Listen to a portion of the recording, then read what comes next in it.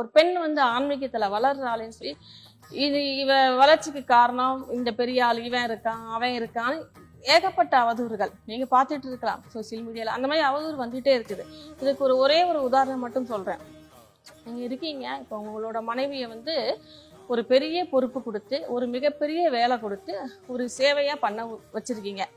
மக்களை நீ எல்லாமே தன் குழந்தையா பாவிச்சு நீ செய்யுமா அப்படின்னு நீங்க இன்வால்வ் ஆகல, நீங்க அவங்களுக்கு கைட் மட்டும் பண்றீங்க.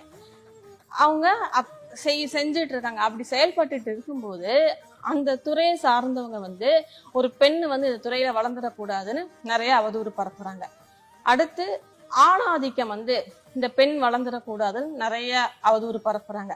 அடுத்து இந்த ஒரு சாக்கடை நிறைந்த சமுதாயத்துல இந்த பெண் வந்து ஒரு அழகா இருக்காளேன்னு சொல்லி ஒரு தவறான கண்ணோட்டத்துல அணுகிறது. இந்த மாதிரி நாலா பக்கமும் நெருக்கடியான சூழ்நிலைகள் வந்து ஒரு இடைஞ்சலும் ஒரு தொந்தரவும் ஒரு பாதுகாப்பும் இல்லாம